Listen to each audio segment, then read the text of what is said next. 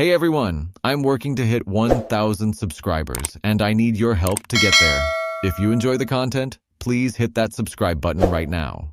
Hold on to your seats, football fans, because what we're about to break down is absolutely monumental and reveals more about the current state of the Cleveland Browns than any press conference or locker room soundbite ever could.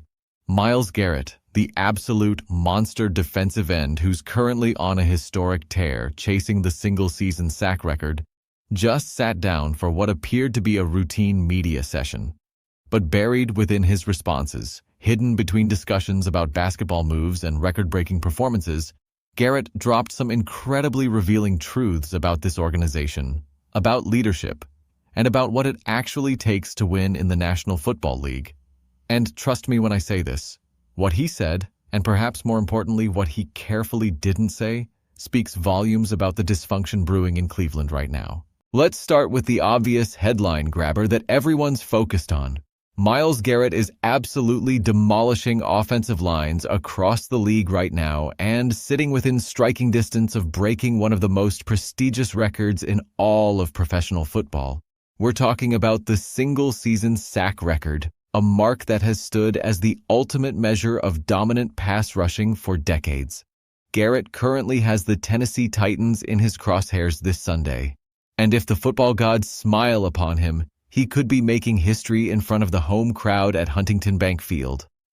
The excitement around this chase is palpable, with teammates openly campaigning for him to break the record, analysts breaking down every possible scenario, and fans holding their collective breath every time number 95 lines up in his stance. But here's where things get fascinating, and where we need to read between the lines of what Garrett is actually communicating. When asked about his pursuit of 25 sacks for the season, a goal he revealed came to him in a literal dream 3 years ago where he saw the number written on his tape. Garrett's response was measured and deliberate. He didn't pound his chest and talk about individual glory. He didn't launch into a speech about cementing his legacy or proving he's the greatest defensive end in NFL history. Instead, he immediately pivoted to talking about winning, about team success, about making his teammates smile and relieving the pressure they're all feeling. That shift in focus isn't accidental, and it's absolutely loaded with meaning when you understand the context of what's happening in Cleveland right now. Garrett said something that should make every Browns fan sit up and take notice. He talked about how there's so much pressure to win right now, how there should be urgency, how guys are expecting to win. Then he added this critical line about his sacks helping with that. But here's the uncomfortable truth that Garrett is politely dancing around without directly stating it.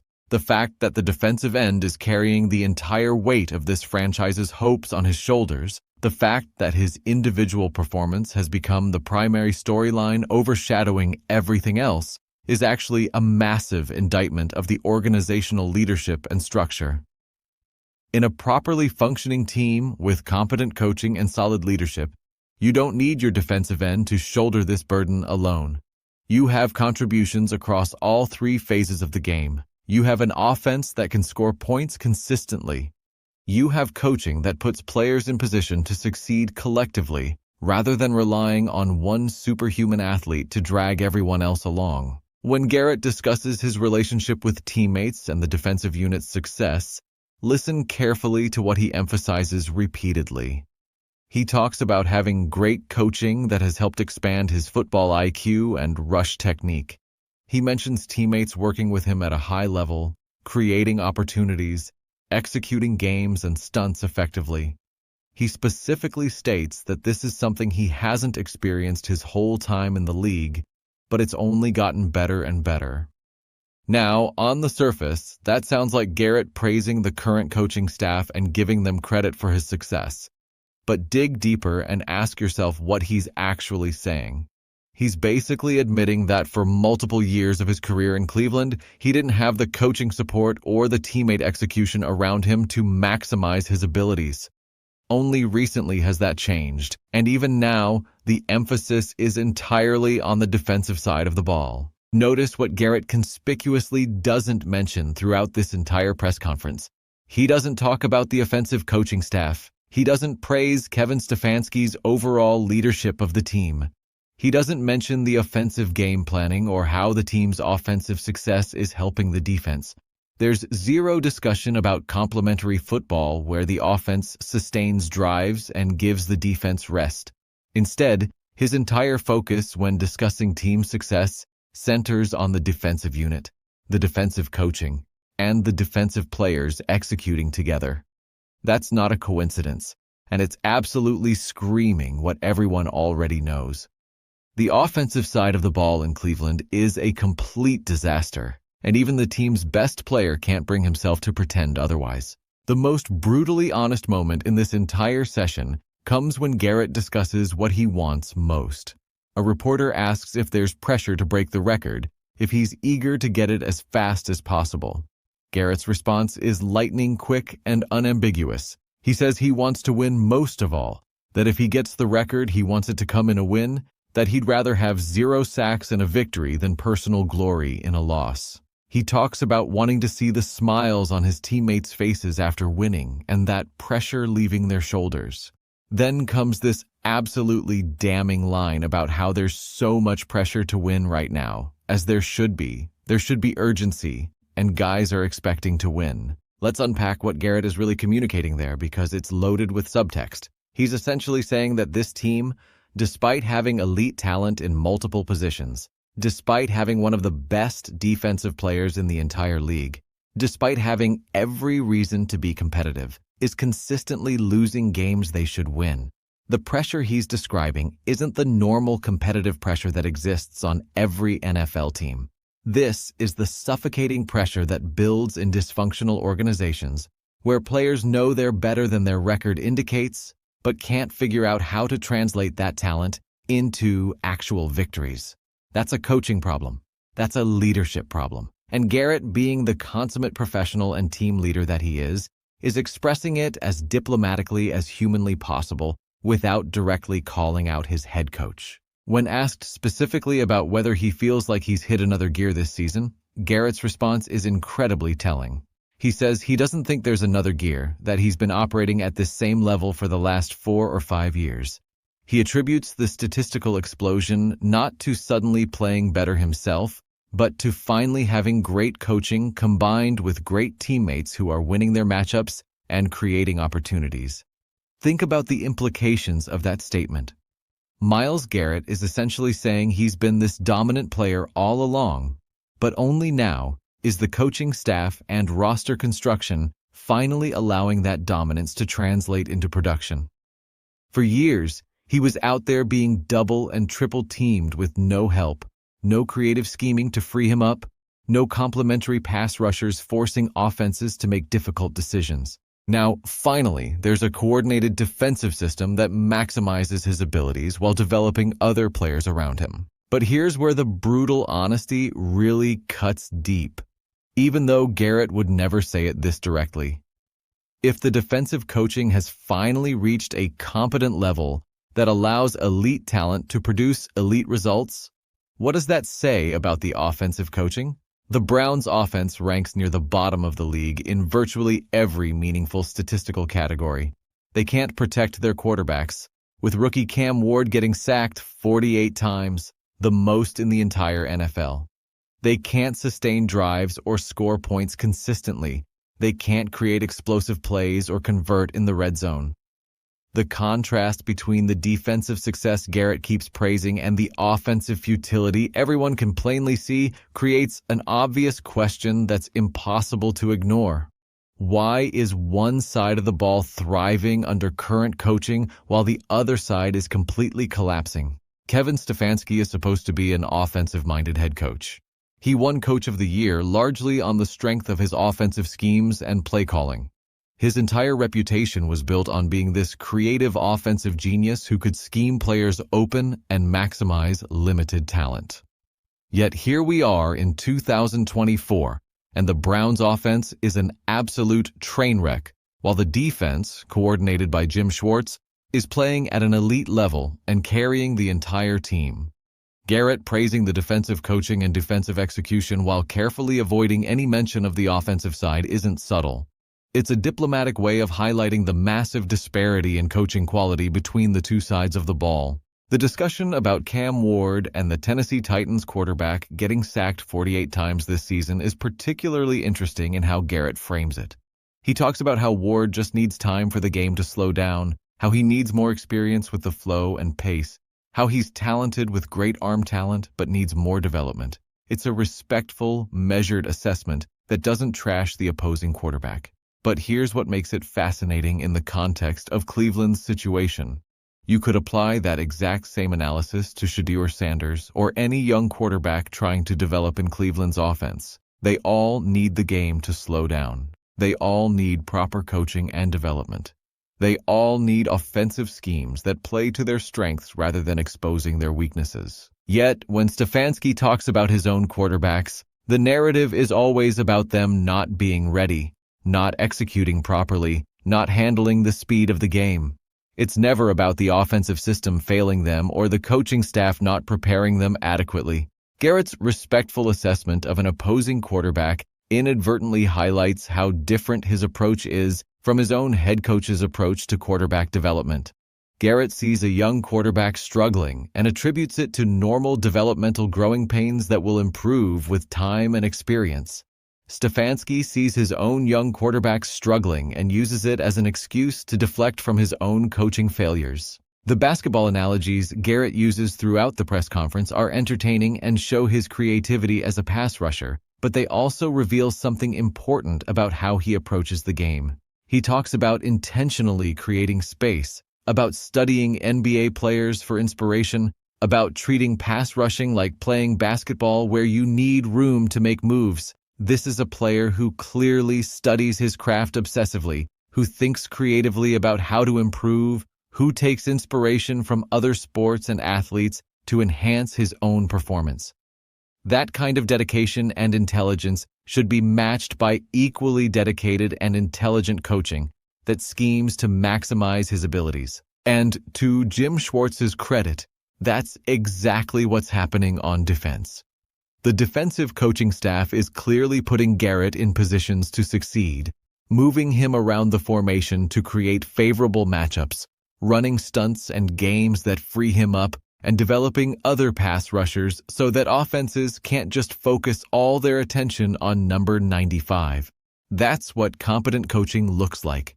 You take your best player, study what makes him great, and build a system that amplifies his strengths while minimizing his weaknesses. The fact that this is happening on defense but nowhere to be found on offense is the entire problem with Kevin Stefanski's leadership right now. When Garrett talks about wanting the record-breaking sack to look like a game winner, it's another moment of brutal honesty wrapped in competitors' mindset. He's saying that individual accomplishments mean nothing if they don't contribute to team success. He'd trade personal glory for victories in a heartbeat. But the subtext is painful. He knows that even if he breaks the record, even if he has one of the greatest defensive seasons in NFL history, it might all happen in losing efforts, because the other side of the ball can't hold up their end of the bargain. That's the frustration of being an elite player on a poorly coached team. You can do everything right, perform at a Hall of Fame level, and still watch your season slip away because of failures in other areas you can't control. The moment when Garrett discusses Trent Williams embracing him after their matchup and calling him the best ever to do it is powerful and revealing. Here's one of the greatest offensive linemen in NFL history, someone who has blocked every elite pass rusher of his generation, saying Garrett is the best. That's the ultimate respect between competitors, and it shows just how special Garrett's performance has been this season. But it also highlights something deeply frustrating for Browns fans.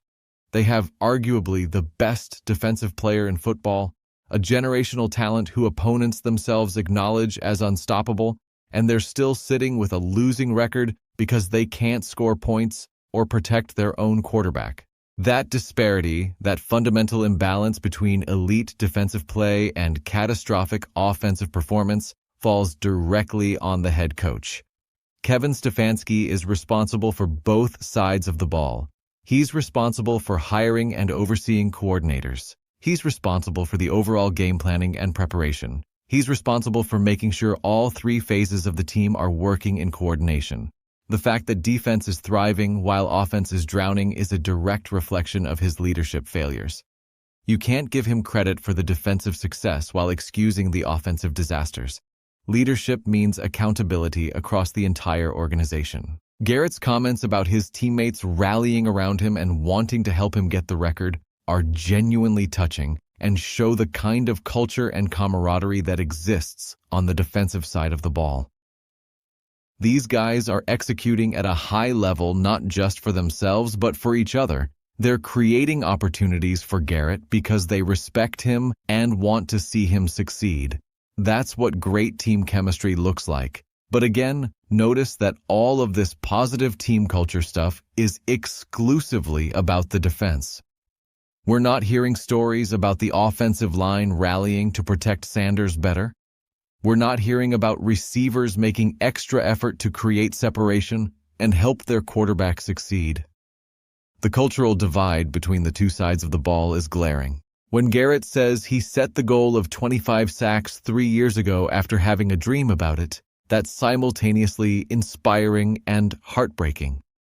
Inspiring because it shows his incredible self-belief and visualization of success.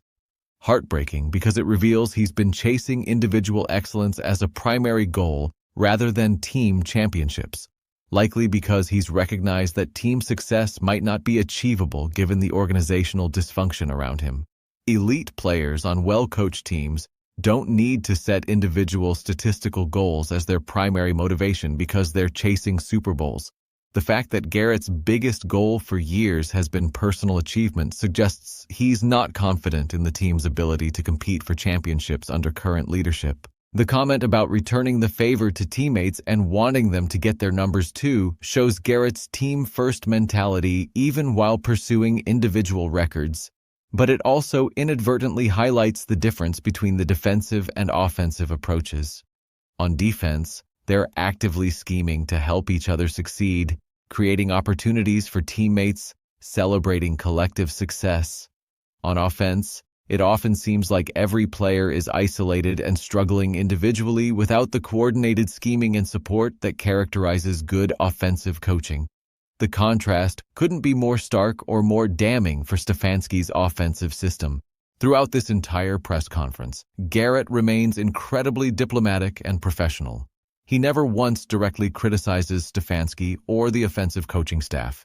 He doesn't throw teammates under the bus or complain about lack of support.